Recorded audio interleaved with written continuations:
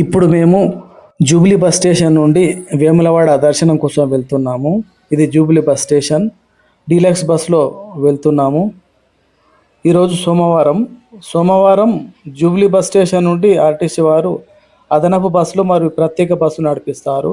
ఇక ప్రతిరోజు మామూలుగానే ఉంటాయి. ప్రతి 10 నిమిషాల నుండి 20 నిమిషాలకు ఒక బస్సు ఇక్కడ నుంచి ఉంటుంది. ఈరోజు సోమవారం శివునికి ప్రత్యేక పూజలు జరుపుతారు కాబట్టి మేము ప్రతిసారి సోమవారం చూసుకుని వెళ్ళేవాళ్ళం. మంచిర్యాలలో ఉన్నప్పుడు అయితే మేము ప్రతి సంవత్సరం వెళ్ళేవాళ్ళం. ఇక్కడ హైదరాబాద్ షిఫ్ట్ అయిన తర్వాత మాకు టైం దొరకక చాలా కాలం తర్వాత దాదాపు 3 ఏళ్ళ తర్వాత వెళ్తున్నాము. సిరిసిల్ల పట్టణం ఇది. సిరిసిల్ల పట్టణం ఎంటర్ కాబోతున్నాం. ఇంకొక 2 నిమిషాల్లో సిరిసిల్ల బస్ స్టేషన్ వస్తుంది. ఇది Sircilla bus station. Sircilla bus స్టేషన్లో ఆగి ప్రతి బస్సు సిరిసిల్ల బస్ స్టేషన్లో తప్పకుండా ఆగుతుంది. ఇది వయా సిద్దిపేట నుంచి సిరిసిల్ల చూసుకొని వేములవాడ పట్టణానికి చేరుకుంటుంది.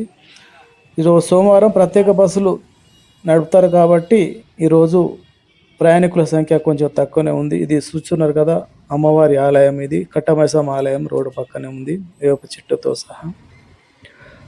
అయితే మొన్నటి వరకు పిల్లలకు సెలవులు ఉండి ఇప్పుడు పాఠశాలలు ఓపెన్ కావడం వలన భక్తులు అంతగా లేరు. లేకుంటే ఈ బస్సులలో చాలా కిక్కిరిసి జనాలు ఉండేవాళ్ళు. సోమవారం రోజున మనకు సీట్లు దొరికేవి కావు. ప్రత్యేక బస్సుల కోసం వెయిట్ చేసి వెళ్ళేవాళ్ళం. కిటికీ పక్కన చిన్నప్పుడు కొట్లాడేవాళ్ళం మేము. ఇప్పుడు కిటికీ పక్కన కూర్చుండి ప్రయాణం చేస్తుంటే వేములవాడకి వెళ్తుంటే చాలా ఆహ్లాదకరంగా ఆనందకరంగా ఉంది. చుట్టూ చూస్తున్నా కదా, రోడ్డు పక్కన పచ్చని చెట్లు చూసి అక్కడ గుట్ట పైన ఏదో ఆలయం ఉంది. చాలా బాగుంది కదా, గుట్ట పైనే. చుట్టుపక్కల పచ్చదనం, పచ్చని చెట్లు, పొలాలు, పల్లెటూరు దాటుకుంటూ వెళ్ళాలంటే అదొక ఆనందంగా ఉండేది. కిటికీ పక్కన సీటు కోసం మేము కొట్లాడేవాళ్ళం. ఇది వేములవాడ పట్టణ స్వాగతద్వారం. ఈ స్వాగతద్వారం నుంచి వెళ్తున్నాం. ఇదే వేములవాడ పట్టణానికి స్వాగతం. ఇప్పుడు కొన్ని నిమిషాలు మేము బస్ స్టాండ్కి చేరుకుంటాం. బస్ స్టేషన్ నుండి మళ్ళీ ఆటో తీసుకుని వెళ్ళాలి. ఇది బస్ స్టేషన్.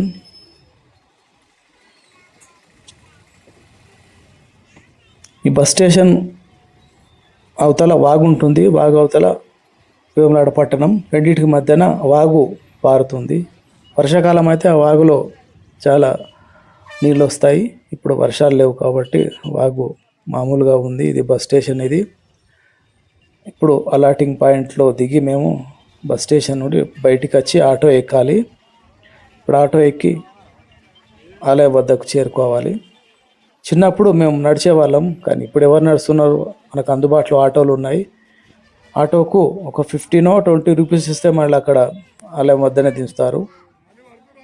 కాబట్టి ఇప్పుడు ఎవరు నడిచి వెళ్ళడం లేదు. మా చిన్నప్పుడు అయితే నడిచి వెళ్ళేవాళ్ళం.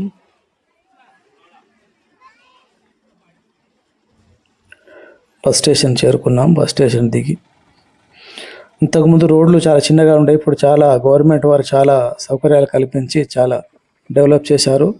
వేములవాడ పట్టణానికి కూడా రోడ్లు వెడల్పుండి భక్తుల కోసం చాలా వచ్చేపోయే భక్తుల కోసం చాలా సౌకర్యం కల్పించింది ప్రభుత్వం.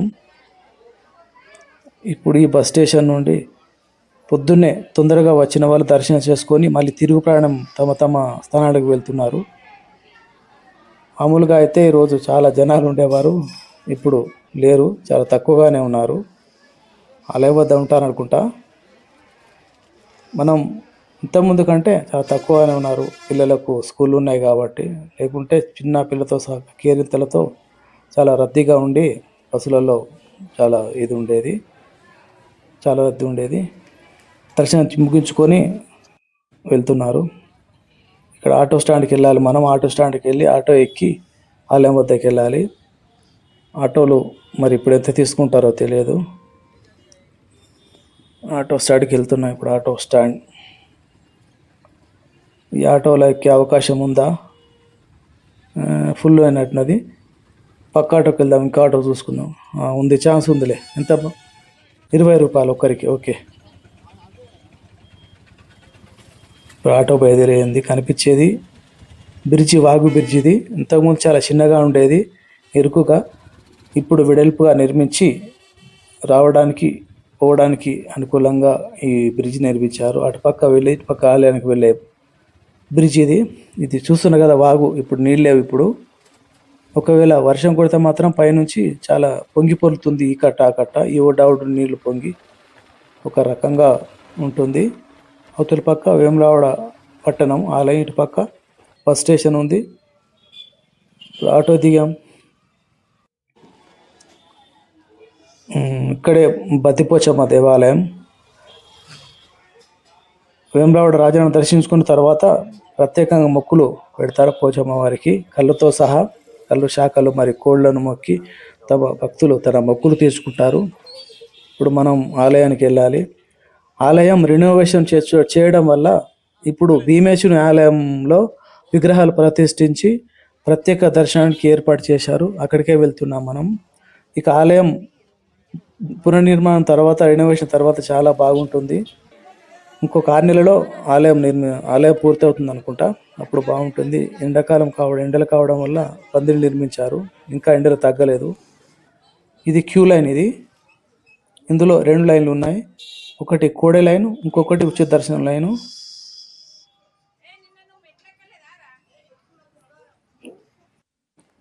మామూలుగా సోమవారం అయితే ఇంకా ఫుల్గా ఉండేది. ఎక్కడికో లైన్ తట్టేది. క్యూ లైన్ కాకుండా అదనపు లైన్ అక్కడ ఉండేది. దర్శనం కావాలంటే 1-2 మాకు పొద్దున్నే వెళ్తే 1-2 గంటలు పట్టేది మధ్యాహ్నం వరకు. ఈరోజు జనాలు లేరు. చెప్పాను కదా, స్కూళ్ళు ఉన్నాయి పిల్లలకు కాబట్టి అందరూ చాలా తక్కువగా వచ్చారు. లేకుంటే సోమవారం మొత్తం ఆలయం జనసందోత్సవంతో నిండి ఉంటుంది. ఇప్పుడు వెళ్ళాలి. అదే భీమేశ్వరి ఆలయం. భీమేశ్వరి ఆలయంలో విగ్రహాలు ప్రతిష్ఠించారు పూజల కోసం. అక్కడ మొక్కులు తీసుకోవాలి. కింద కోడలు కడుతున్నారు చూడండి. కింద కోడలు చూడండి. ఆలయంలో కెమెరా అలో లేదు. అక్కడ రాసిన చూడండి బోర్డు. కాబట్టి వచ్చే దర్శనం అయింది. కింద దీపాలు వెలిగిస్తుంది. రాజన్న దర్శనం మాత్రం ఎలాంటి ఇబ్బంది లేకుండా జరిగింది. ఇక లడ్డు ప్రసాదం తీసుకొని బయలుదేరాలి. అక్కడ బద్దిపోచమ్మ ఆలయం వద్ద కూడా అమ్మవారిని దర్శించుకోవాలి. ఇంకా కొన్ని ముందు ఆ బద్దిపోచమ్మ ముందు పక్కన ఆలయాలు ఉన్నాయి. అవన్నీ దర్శనం చేసుకుంటూ వెళ్ళాలి. దర్శనం మాత్రం చాలా సంతోషకరంగా జరిగింది. చాలా సంతోషకరంగా దర్శనం జరిగింది. ఇంకా ఏమన్నా కొనాలంటే అన్ని స్టాల్స్ ఉన్నాయి చూడండి. ఆడవాళ్ళ గాజులు, విగ్రహాలు. మా ఆవిడ 2 ఫోటోలు కొన్నది. ఒక కుంకుమ భరణి అలాంటి కొన్ని కొన్నది. ఎవరు తప్పకుండా ఏదో కొంటూనే ఉంటారు ఇక్కడికి వచ్చినప్పుడు. దర్శనం మాత్రం బాగా జరిగింది. బస్ స్టేషన్కి వచ్చాం. మళ్ళీ తిరుగు ప్రయాణం హైదరాబాద్కు వెళ్ళాలి. కొంచెం జనాలు పెరిగారు. ఇప్పుడు దర్శనం చేసుకుని వచ్చి ఇక మళ్ళీ హైదరాబాద్ బయలుదేరాలి. బస్ కోసం వెయిట్ చేస్తున్నాం.